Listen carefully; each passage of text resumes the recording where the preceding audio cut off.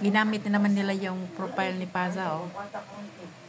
Sa kanya yun, nasa taas eh. Ayan, oh. Ginamit talaga nila yung profile ni Paza para maniwala yung mga babaeng mga biktima. Ayan.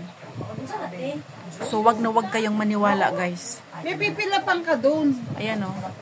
May pipila pang ka. Certificate of Marriage. So, wag kayong maniwala. Ayan. Wag na wag kayong maniwala. Balikan natin itong mga yan. Ayan. Marriage certificate. Wag na wag kayong maniwala, guys. Okay? Andito ako para ipakita sa inyo lahat na yan. Hindi ko alam kung bakit nag-top up ito sa phone ko eh.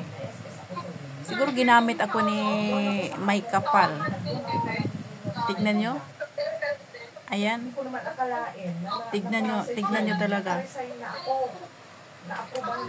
Kayong maniwala. Maawa kayo sa sarili nyo. Biktima na ako eh. So ako lang ang naglakas loob na ipakita ang lahat ng ito. So ingat na lang, guys. Ayan, mga form yan, mga marriage certificate. Ayan. Iwan ko pala kayo. Ayan, ha.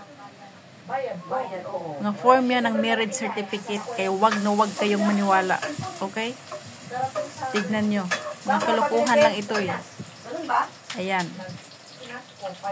Kasalanan nyo na kung maniwala pa kayo sa chat nyo.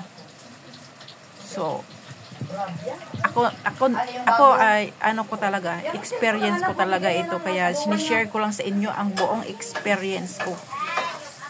So, ayan. Ginawa yan ni ginawa nila talaga ang picture ni Prince Hamdan Paza. Wala yung mga pangalan. Tingnan nyo. Ayan, may pangalan.